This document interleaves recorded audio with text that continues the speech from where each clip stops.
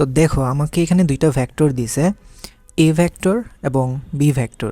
So দুইটা vector এর আইজেকে ফরম্যাটে আমাদের তাদের ভ্যালুগুলো দেওয়া আছে। আমাকে বলছে যে এ প্লাস বি এবং এ মাইনাস বি, এটা যে দুইটা ভেক্টর হচ্ছে নতুন, তাদের লম্ব দিক বরাবর একক ভেক্টর নির্ণয় করো। ওকে, তার মানে প্রথমত আমাদের এ প্লাস বি ভেক্টরটা যদি আমরা বের করি, এ প্লাস বি ভেক্টর কী হবে? দুইটা ভেক্টর সিম্পলি আমরা যোগ করলে পাওয়া যাব।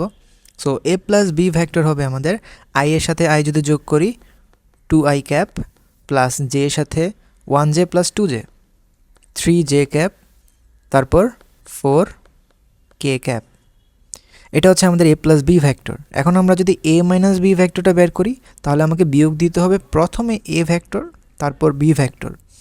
সো 1 মাইনাস 1 আই তো কাটাই চলে গেল, তাহলে এখানে কোনো আই রইল না, যে আছে। সো আই রইল না, তারপর আমরা এটাকে আই এর সাথে শূন্য অ্যাড করতেছি, অর্থাৎ শূন্যের সাথে আই মাল্টিপ্লাই আকারে রাখতেছি। কেন রাখতেছি আমরা একটু পরেই বুঝবো। Minus J cap minus 2k cap. এখন আমাদের বলছে এই যে দুইটা ভেক্টর আমরা পাইলাম নতুন ভেক্টর, তাদের লম্ব দিক বরাবর একক ভেক্টর নির্ণয় করো। সো তুমি চিন্তা করো এই ভেক্টরটারে পি ভেক্টরের মতো, এই ভেক্টরটারে ধরো কিউ ভেক্টরের মতো, ঠিক আছে? সো খেয়াল করো, এখানে মনে করো আমাদের এই যে মোবাইলের যে স্ক্রিন আছে না, সেই স্ক্রিনের যে তলটা আছে, সেই তলের ভিতরে মনে করো দুইটা ভেক্টর অবস্থান করতেছে। একটা হচ্ছে পি ভেক্টর আর একটা হচ্ছে কিউ ভেক্টর। তাদের মধ্যেকার কোণ কত আমরা জানি না, ধরে নিলাম থিটা কোণ। সো এই যে দুইটা ভেক্টর যেই তলে অবস্থান করতেছে, সেই তলের লম্ব দিক বরাবর, মানে কি তোমার ওই যে স্ক্রিন থেকে বাইরে একেবারে সোজাসুজি তোমার চোখের দিকে আসতেছে, ওই ডিরেকশন বরাবর কোনো ভেক্টর যদি আমাদের পাইতে হয় তাহলে আমাদের কি করতে হয়? আমরা জানি পি ভেক্টর এবং কিউ ভেক্টরে যখন আমরা ক্রস গুণফল করি তখন যেই রেজাল্টেন্ট যে ভেক্টরটা আসে, এই গুণফলের যে মানটা আসে, সেই মানের যে দিক সেটা আমাদের থাকে আমাদের স্ক্রিনের হয় উপরের দিকে অথবা নিচের দিকে। অর্থাৎ আমাদের যেই তলটা আলোচনা করতেছিলাম সেই তলের লম্ব দিক বরাবর ভেক্টর আমাদের পাইতে হইলে ক্রস গুণফল করতে হয়। তার মানে আমাদের এখানে প্রশ্নের যে অ্যান্সার সেটা হবে কি P cross Q vector. So এই তাদের ক্রস গুণফল নির্ণয় করব কিভাবে? আমরা জানি ক্রস গুণফলের মান ইজিলি আমরা নির্ণয় করতে পারি নির্ণায়কের সাহায্যে। তাহলে I cap J cap K cap, আমরা যদি প্রথমত ক্রস গুণফল যখন তোমরা করবা একটা জিনিস মাথায় রাখতে হবে যে আমরা যেই সিকোয়েন্সে ক্রস গুণফলটা লিখতেছি, P cross Q, Q cross P, দুইটা কিন্তু সেম জিনিস না, এখানে কিন্তু বিনিময় হয় না। ক্রস গুণফলের ক্ষেত্রে এই সূত্রটা একটু ভালোভাবে মাথায় রাখবা। তাহলে যেই সিকোয়েন্সে তুমি এখানে ক্রস গুণফল করতে হবে বা তুমি ক্রস গুণফল করবা, সেই সিকোয়েন্সে বা সেই ভেক্টরটারই প্রথম যেই আমাদের সারি আছে সেই সারি বরাবর আইজেকে ইউনিট ভেক্টরগুলো লিখতে হবে। দ্বিতীয় যে সারিটা আছে সেই সারিতে লিখতে হবে প্রথম যেই ভেক্টরের ক্রস গুণফল আছে, দ্যাট মিন্স পি। তাহলে পি কত? 2 3 4।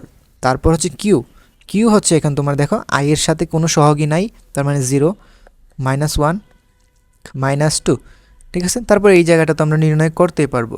আমরা যদি আই এর সাপেক্ষে নির্ণয় করি তাহলে এখানে হবে -2 ইন্টু আই, মাইনাস জে এর সাহায্যে যদি বিস্তার করো তাহলে এখানে -4 আসতেছে, তাহলে -4 এবং -1-এ +4 হয়ে যাবে, তাহলে +4j -2k ভেক্টর। ওকে, তাহলে এটা আমাদের কী বেরোচ্ছে? আমাদের পি ক্রস কিউ যে ভেক্টরটা, তাদের যে লম্ব দিক বরাবর যে ভেক্টরটা আমাদের পাওয়ার কথা, ধরো এই ভেক্টরটার কথা বলা হয়েছে, এই ভেক্টরটা অ্যাকচুয়ালি তোমার এই কিউ ভেক্টরের সাথেও লম্ব এবং এই পি ভেক্টর যেটা সেটার সাথেও কিন্তু লম্ব, এবং সিমিলারলি নিচের দিক বরাবরও কিন্তু আরেকটা ভেক্টর থাকবে, সেটাও আমাদের সেম লম্ব দিক বরাবর। বাট আমাদের সেই ভেক্টরটা শুধুমাত্র নির্ণয় করতে বলে নাই, সেই ভেক্টরের একক ভেক্টর নির্ণয় করতে হবে।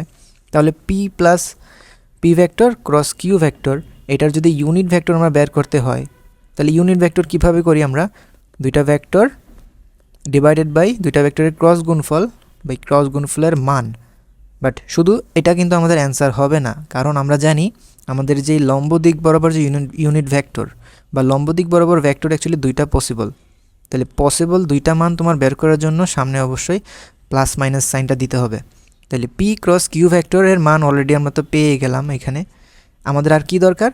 পি প্লাস কিউ এর মান, অর্থাৎ এই যে ক্রস ভেক্টরের যে ভেক্টরটা পাইলাম সেটার মান কত হবে? সো এটার মান সিম্পল, আই এর সহগের স্কোয়ার 2 স্কোয়ার, জে এর সহগের স্কোয়ার 4 স্কোয়ার, কে এর সহগের স্কোয়ার মাইনাস টু স্কোয়ার বা টু স্কোয়ার সেমই, যেহেতু স্কোয়ার করবা। তাহলে অ্যান্সার আসতেছে আমাদের এখানে 2√6। তাহলে আমাদের যে এই ভ্যাক্টরটা, এটারে যদি আমরা 2√6 দিয়ে ভাগ দিই তাহলে কিন্তু আমাদের অ্যান্সার চলে আসছে। তার মানে আমাদের এখানে অ্যান্সার কত হবে? প্লাস মাইনাস, দেখো 2√6 দিয়ে তো ভাগ দিবা সবগুলাকে। এখন দেখো সবগুলোর ভিতরে কিন্তু 2 কমন যায়, বা 2 কাটাকাটি এখানে হয়।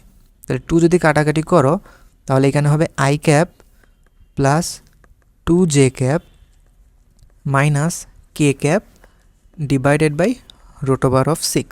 ওকে, সো যেটা অপশনে থাকবে সেটাই এখানে আমাদের কি অ্যান্সার হবে। এবং অপশনে আমাদের কোনটা দেওয়া আছে, যে কোনো দুইটাই কিন্তু অপশনে তোমার থাকতে পারে, অথবা দুইটা যখন থাকবে তখন এ এবং বি উভয়ে অ্যান্সার হবে কিনা এই ধরনের কোয়েশ্চেন তোমাকে জিজ্ঞেস করতে পারে। সরি, আমাদের এখানে একটু ভুল গেছে। আমাদের এখানে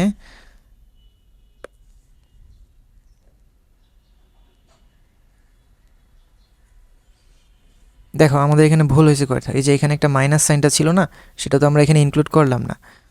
এখানে আসলো minus I cap, so minus I plus 2j plus K vector. So plus যুক্ত যে অ্যান্সার সেটাই কিন্তু এখানে অ্যান্সার আছে, অর্থাৎ minus I cap plus 2j minus K cap divided by √6, এটাই অপশানে ছিল, এটা অ্যান্সার হবে। ওকে, তারপর এখানে প্রশ্নে আমাকে বলছে কি 5 কেজি ভরের একটা হাতুড়ি 5 মিটার উচ্চতা থেকে একটা পেরেকের উপর ফেলা হলো এবং 1/20 সেকেন্ডে, মানে 1 সেকেন্ডের 20/1 সেকেন্ডে সেটা স্থির হইল। তাহলে পেরেকের উপর ক্রিয়াশীল বল নির্ণয় করো যদি জি এর মান, এখানে আমাকে বলছে কত ধরতে, 10 মিটার পার সেকেন্ড, যাতে আমাদের ক্যালকুলেশনে ইজি হয় আর কি। তো এই প্রবলেমটা আমরা করব কি, বা কিভাবে এটা করব? সো এই প্রবলেমটা করার জন্য প্রথমত যেই জিনিসটা আমাদের মাথায় রাখা লাগবে, যে পেরেকের উপর যে ক্রিয়াশীল বল, এখানে বলটা অ্যাকচুয়ালি কিসের সাপেক্ষে আমরা মেজার করব। অর্থাৎ ফোর্স যদি তুমি এখানে মাপতে চাও, ধরো আমি একটু চিত্রের মাধ্যমে জিনিসটাকে সহজ করে বুঝাই। সে ধরো এখানে একটা পেরেক আছে, সো এই পেরেকের উপর 5 মিটার উচ্চতা থেকে এখানে একটা হাতুড়ি পড়ছে, হাতুড়ির ভর হচ্ছে 5 কেজি। সো আমরা পেরেকে যেহেতু কোনো ভরের উল্লেখ নাই এখানে, আমরা ধরে নেব পেরেকটা ভরহীন, ঠিক আছে। তাইলে পেরেকটার যদি আমরা ভরহীন চিন্তা করি, ধরো 5 কেজি ভরের যে হাতুড়িটা 5 মিটার উচ্চতা থেকে, এই উচ্চতাটা যদি তোমার 5 মিটার হয়, সো সেই পেরেকের উপর যে ফেলছে, এখন পেরেকটা কি তোমার স্থির হয়ে গেছে। স্থির হওয়া মানে কি, ধরো পেরেকটা গেঁথে গেছে, এরকম আমরা চিন্তা করতে পারি। তাহলে পেরেকটা যদি গেঁথে যায়, তাহলে খেয়াল করো এই গাঁথানোর যে কাজটা, সেই কাজটা করছে কি অ্যাকচুয়ালি তোমার এই যে 5 কেজি ভরের যেই তোমার হাতুড়িটা, সেটা যে উপর থেকে পড়তেছিল, সে তো অবশ্যই ফোর্স দিবে না এটার উপরে, যেই ফোর্সের কারণে সে নিচের দিকে চলে আসছে। বাট এখানে অ্যাকচুয়ালি একটা ফোর্স নাই, এই ফোর্সের কারণে এই যে হাতুড়ি যে ফোর্সটা দিতেছে সেটার কারণে তো প্যারেকটা আজীবন নিচে যাওয়ারই কথা। তার মানে মাটি থেকেও অবশ্যই বিপরীত বা প্রতিক্রিয়া বল বা মাটির প্রতিরোধী বল, ওইটাও কিন্তু প্যারেকের সাথে সাথে, সরি তোমার হাতুড়ির সাথে সাথে প্যারেকের উপর একই সাথে কাজ করতেছিল। যখন তোমার মাটির যে প্রতিরোধী বল, সেই বলটা যখন তোমার এই হাতুড়িটা যেই পরিমাণ ফোর্স দিতে পারবে সেটার যখন সমান হয়ে যাবে, তখনই কিন্তু প্যারেকটা থেমে যাবে। তো সেটা হচ্ছে এই সিনারিওটার কথা বলা আছে এখানে। তার মানে এই সিনারিওটা আঘাতকাল বা থামানোর কন্ট্যাক্ট করা অবস্থা থেকে তাকে থেমে যাওয়া পর্যন্ত যতটুকু সময় লাগছে, সেই সময়টা আমাকে বলে দিছে কত সেকেন্ড, 1/20 সেকেন্ড। তার মানে এখন আমাদের যেই কাজটা সেটা হচ্ছে আমাদের কি করা, এই 5 মিটার উচ্চতায় কি পরিমাণ এনার্জি নিয়ে বা কি পরিমাণ ফোর্সে সেইখানে আঘাত করছে, তাহলে আমরা সেটা বের করব কিভাবে। তো এটা বের করার জন্য আমরা প্রথমত 5 কেজি ভরের যেই তোমার হাতুড়িটা আছে, সেটা প্যারেকের উপর যখন আঘাত করবে তখন তার ভেলোসিটি কত হবে সেটা আমরা বের করব। v² = u² + 2gh, ওই ইকুয়েশন দিয়ে, যেখানে আদিবেগকে কত ধরে নিলাম, 0 ধরে নিলাম। তার মানে √2 × 10 × হাইট কত, 5 মিটার। তাহলে 5 দুগুণে 10, 10 10 100। সো √100 বা 10 মিটার পার সেকেন্ড বেগে তোমার হাতুড়িটা এখানে আঘাত করছে। তো এখানে দেখো 5 মিটার কিন্তু ভূমি থেকে আমরা উচ্চতাটা কাউন্ট করছি। এখন প্রশ্নে ক্লিয়ারলি বলা নাই, তাহলে দুইটা প্রবাবিলিটি হতে পারে, যে প্যারেকের যে হাইটটা সেটাকে যদি আমরা নেগলিজেবল ধরি, খুবই ছোট প্যারেক 5 মিটারের তুলনায়, প্যারেক তো অনেক বড় তো হয় না, ধরো প্যারেক কত হবে 2 ইঞ্চি 3 ইঞ্চি, সো 5 মিটারের কাছে 2 ইঞ্চি 3 ইঞ্চি কোনো ম্যাটারই না। তাহলে আমরা সেই 5 মিটারটা ধরেই কিন্তু এখানে হিট করা মুহূর্তে ভ্যালোসিটি কাউন্ট করতে পারি। অথবা অ্যাকচুয়ালি তোমার 5 মিটারটা পেরেকের মাথার উচ্চতা থেকেই হয়তো প্রশ্নে দেওয়া ছিল। সো যেইভাবেই তুমি চিন্তা করো না কেন সব জায়গায় কিন্তু ভ্যালোসিটি সেমই থাকে। 10 মিটার পার সেকেন্ড বেগে তোমার তার উপর আঘাত করবে। তো এখন আমাদের বল নির্ণয় করতে হবে। সো বল বা ফোর্স নির্ণয় করার জন্য এখানে কিন্তু আমাদের ভর এবং ত্বরণ এই দুইটা ভ্যালু কিন্তু আমাদের প্রয়োজন ছিল। কিন্তু অ্যাকচুয়ালি এই দুইটা ভ্যালুকে আমাদের এখানে পাবো আমরা কি এই দুইটা ভ্যালু আমাদের হাতের কি যোগান থাকবে? দুইটার মান কিন্তু যোগান নেই। আমাদের ত্বরণের ভ্যালুটা কিন্তু আমরা জানি না। আমরা ভর জানি 5 কেজি ভর, বাট ত্বরণের কী অবস্থা, ত্বরণ তো আমরা জানি না। তাহলে প্রথমত আমাদের একটা কাজ করতে হবে। সেই কাজটা কি, যে ধরো এই 10 মিটার পার সেকেন্ড বেগে তোমার যে ভ্যালোসিটিটা সেটা ছিল যখন বস্তুটা হিট করতেছে তোমার পেরেকের ভিতরে, ওই অবস্থায়। এখন যখন পেরেকটা থেমে গেছে, পেরেক থামার মানে কি তোমার হাতুড়িটাও কি থেমে যাবে না, নাকি হাতুড়ি আজীবনই যাইতে থাকবে? না, হাতুড়ি কিন্তু পেরেক যখন থামবে হাতুড়িটাও কিন্তু ওই যে মাটি যে প্রতিরোধ বলটা দিতেছিল সেটা দিয়ে পেরেকের সাথে সাথে কিন্তু সে হাতুড়িটাকেও থামাই দিছে। তাহলে হাতুড়ির ক্ষেত্রে ভ্যালোসিটি কিন্তু 10 থেকে 0-তে কনভার্ট হয়ে যাবে কোনো একটা সময়। তাহলে আমরা এখানে কি, ওই যে হাতুড়ির ক্ষেত্রে তোমার বল কী পরিমাণ ফোর্স তোমার এখানে প্রয়োজন তোমার হাতুড়িটাকে স্থির রাখার জন্য। তো হাতুড়িটাকে স্থির রাখছে কে, বা এখানে হাতুড়ি যে স্থির করছে সেটা স্থির করছে কি, মাটিটা না? এবং পেরেকটারও স্থির করছে কে, মাটিটা। সো আমাদের দুইটা জিনিসই কিন্তু এখানে অ্যাকচুয়ালি কাউন্ট করতে হবে। তো প্রথমত আমরা F = ma এই ইকুয়েশন না লিখে আমরা লিখব m × v - u / t, বা ইউ আদি বেগের মান তো 0, তাহলে m হচ্ছে 50 কেজি। এটার সাথে আমাদের ভেলোসিটি কত, 10, এবং আমাদের সময় হচ্ছে 20। ওকে, তো এটা যদি আমরা কাউন্ট করি তাহলে আমরা দেখব এখানে 10 × 20 200, 200 সাথে 50 যদি আমরা গুণ দিই আমাদের কত হবে, 10,000। ওকে, সরি এখানে তো 50 হবে না, ভর তো আর 50 কেজি না, সরি একটু ভুল হয়েছে, আমাদের এখানে 5 কেজি হবে। সো এটা যদি 5 হয়, অর্থাৎ একটা শূন্য যদি ওইখানে কমে তাহলে অবভিয়াসলি নিচেও একটা শূন্য কমবে। তো মান কত বের হলো, 1000 না? তো পেরেকের উপর প্রযুক্ত মোট বলটা আমরা কি এই 1000 নিউটনকে কাউন্ট করতে পারি। তার মানে আমাদের এখানে অ্যান্সার কত হবে, 1000 নিউটন। এখন এই পরিমাণ ফোর্সটাই কিন্তু পেরেক, ওই যে হাতুড়িটা পেরেকের উপর প্রয়োগ করতেছিল, এবং মাটিও কিন্তু হাতুড়িটা এবং পেরেকটা দুইটার উপর কম্বাইন করে এই পরিমাণ ফোর্সে কিন্তু দুইটার উপর অ্যাপ্লাই করবে। ওকে, আচ্ছা, তারপরের প্রশ্ন, দুইটা সমান দৈর্ঘ্যের তারের ব্যাসার্ধের অনুপাত 1:2। যদি তাদের ব্যাসার্ধের অনুপাত 1:2 হয় তখন তাদের উপর একটা সমান বল প্রয়োগ করা হয়েছে। তাদের যদি দৈর্ঘ্য বৃদ্ধির অনুপাত 3:1 হয় তাহলে ইয়াংয়ের গুণাঙ্কের অনুপাত কত? তার মানে দুইটা ভিন্ন ভিন্ন তার তো আছে, এটা তো বোঝা গেল, বাট তারের ম্যাটেরিয়াল কি আমরা জানি না। বাট তাদের দৈর্ঘ্য কী ছিল, সমান ছিল, মানে আদি দৈর্ঘ্য তোমার দুইটার ক্ষেত্রেই সমান। এখন দুইটাকে তুমি যে ফোর্স দিলা সেই ফোর্সের মানও কিন্তু সমান। এখন দুইটার ক্ষেত্রে ইয়াংয়ের গুণাঙ্ক বের করতে বলছে, এটার মানে কি, তাদের ইয়াংয়ের গুণাঙ্কের মান ভিন্ন ভিন্ন হতে পারে না? সো ধরো একটা হচ্ছে y1 আরেকটা হচ্ছে তো কত তোমার y2। তো আমাদের এখানে বের করতে হবে তাদের ইয়াংয়ের গুণাঙ্কের অনুপাত। সো আমরা যদি ইকুয়েশনটা লিখি y1 / y2, y1 এর ইকুয়েশন কি, F L / a small l। এই সবগুলা 1 নম্বর তারের জন্য, আবার 2 নম্বর তারের জন্য F L / a small l, এটা হচ্ছে 2 নম্বর তারের জন্য। এখন খেয়াল করো এই সমীকরণে ফোর্স কিন্তু দুইটাই সমান। যেহেতু ফোর্স সমান দুইটার ক্ষেত্রেই ফোর্সগুলো প্রথমত কাটা যাবে, দুইটার দৈর্ঘ্য সমান, সো দুইটার দৈর্ঘ্যও কিন্তু কাটা যাবে। আমাদের এই দুইটা ভ্যালু যদি কাটা চলে যায় তাহলে আমাদের যেই জিনিসগুলো অবশিষ্ট থাকবে সেটা হচ্ছে আমাদের a2 small l2 / a1 small l1। a2 মানে হচ্ছে তোমার তাদের যেই প্রস্থচ্ছেদের ক্ষেত্রফল তারটার 2 নাম্বার তারের প্রস্থচ্ছেদের ক্ষেত্রফল। এখন দুইটা ক্ষেত্রফলের কি সমান হবে? সেটা কিন্তু সমান হবে না, কারণ তারদ্বয়ের ব্যাসার্ধের অনুপাত যদি ভিন্ন ভিন্ন হয়, আমরা তো জানি আমাদের প্রস্থচ্ছেদের ক্ষেত্রফলকে আমরা লিখতে পারি কি pi r2 square into l2 divided by নিচে pi r1 square into l2, তাহলে r2 ডিভাইডেড বাই r1, এটার যদি আমরা স্কোয়ার নিই into l2 divide by l1, so r2 divide by r1 মানে 2 নাম্বার তারের অনুপাত 1 নাম্বার তারে, তাহলে 2 নাম্বার তারটাকে প্রথমে রাখা লাগবে। বাট আমাদের এখানে যে ভ্যালুটা দেওয়া আছে সেটা হচ্ছে r1 অনুপাত r2 এর, তাহলে r2 অনুপাত r1 কি হবে 2 square into l2 by l1, so এইখানে যে ভ্যালুটা সেটা অবশ্যই l1 ইন্টু l2, তাহলে এটা যদি উল্টাও তুমি 1/3, তার মানে কত হবে 4/3, তাহলে ইয়াংয়ের গুণাঙ্কের যে অনুপাত সেটা হচ্ছে আমাদের 4:3। ওকে, ঠিক আছে।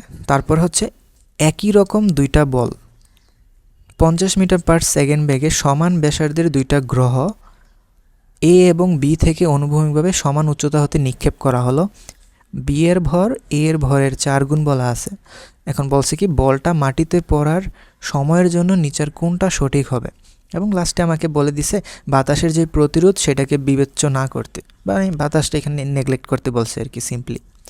তাহলে এই জিনিসটা যদি আমাদের সলভ করতে হয়, তাহলে আমাদের প্রথমত বুঝতে হবে যে এইখানে আমাদের ভিন্ন ভিন্ন গ্রহ থেকে যদি আমাদের বস্তু দুইটাকে আমরা নিক্ষেপ করি, সো নিক্ষেপের পর তাদের কোন ধরনের পরিবর্তনটা হবে। তো এটা আমরা সিম্পলি আমি সলিউশন করার জন্য একটু চিত্র আঁকি যাতে তোমরা সহজে বুঝতে পারো এই জিনিসটা। ধরো এটা হচ্ছে এ গ্রহ, এটা হচ্ছে আমাদের কত বি গ্রহ, সো দুইটার শেপ আমরা সেম রাখলাম। আচ্ছা সেম হয় না, একটু বড় হয়ে গেছে, হ্যাঁ ঠিক আছে। তো এই দুইটা গ্রহের পৃষ্ঠ থেকে আমি ধরো একটা বস্তুকে নিক্ষেপ করলাম, না এরকম কিন্তু বলে নাই, আমাকে বলছে কি একটা নির্দিষ্ট উচ্চতা থেকে নিক্ষেপ করা হয়েছে। তাহলে ধরো একটা বস্তুকে এইচ হাইট থেকে নিক্ষেপ করলাম, এখানে যে এইচ হাইটটা এখানেও সেম এইচ হাইট থেকেও আরেকটা বস্তু নিক্ষেপ করলাম ভিন্ন ভিন্ন গ্রহতে। শুধুমাত্র তাদের ভিতরে পার্থক্য তাহলে কিসের আছে, দুইটা গ্রহের ভরের পার্থক্য আছে না। তাহলে এটা যদি আমি ক্যাপিটাল এম অফ এ লিখি, এটাকে যদি ক্যাপিটাল এম অফ বি লিখি, তাহলে প্রশ্ন মতে বি এর ভর এ এর ভরের 4 গুণ, তাহলে এম অফ এ যদি তোমার এক্স হয় তাহলে এম অফ বি হবে কত এ এর 4 গুণ 4x।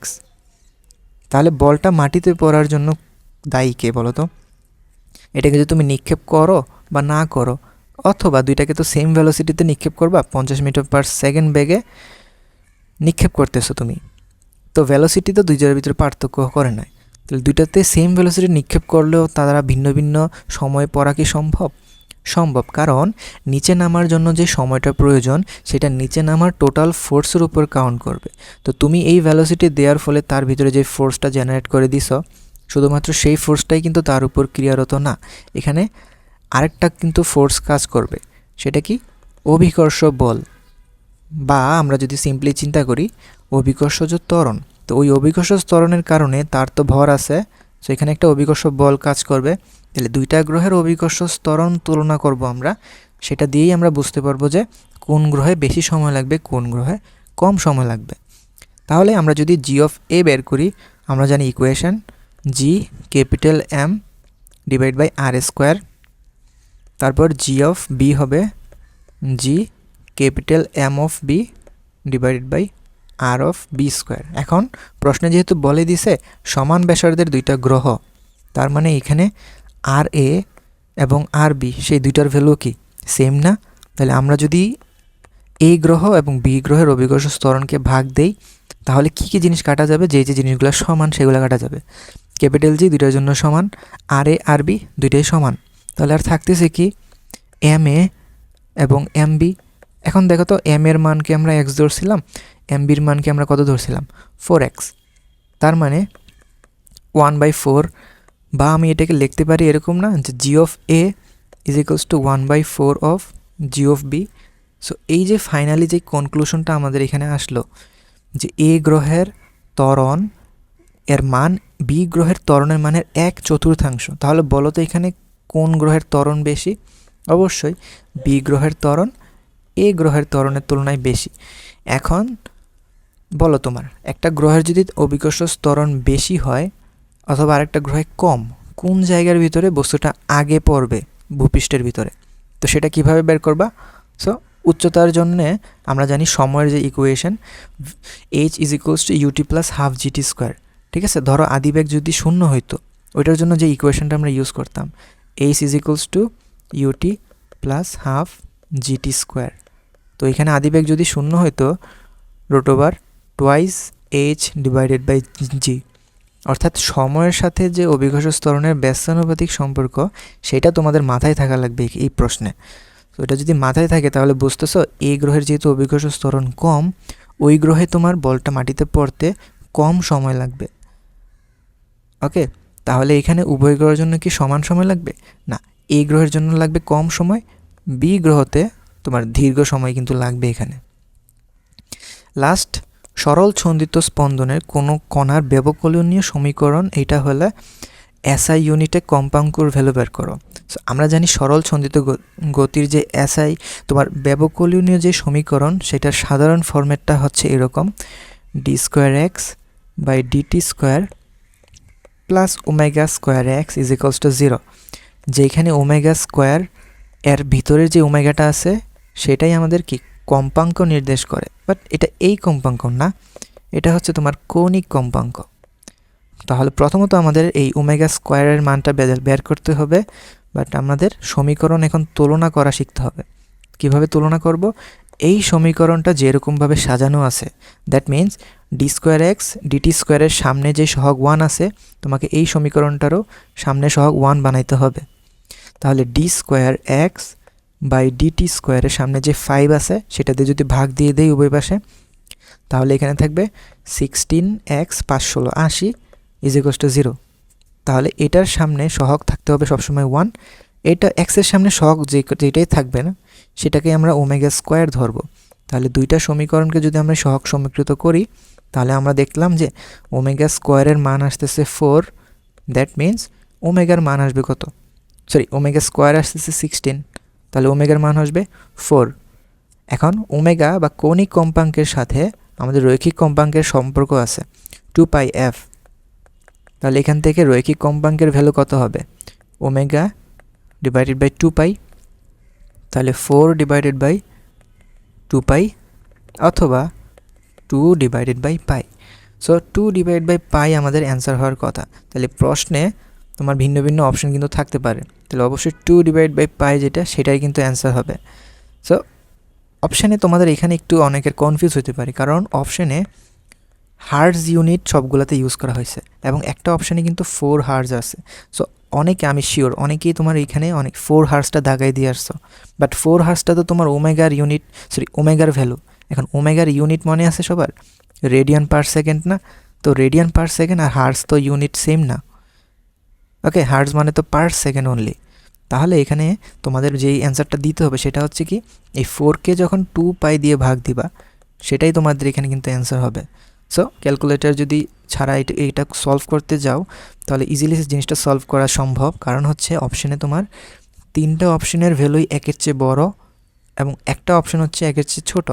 এবং এখানে তোমরা যদি খেয়াল করো উপরে হচ্ছে 4 আর নিচে হচ্ছে 2 × 3.1416, তাহলে নিচের মানটা অবশ্যই 6-এর চেয়ে বড়ই তো হবে না, তাহলে এই রেশিওটা অবভিয়াসলি লেস দেন 1। ওকে, তো অ্যান্সার তোমার 0.637 হার্জ।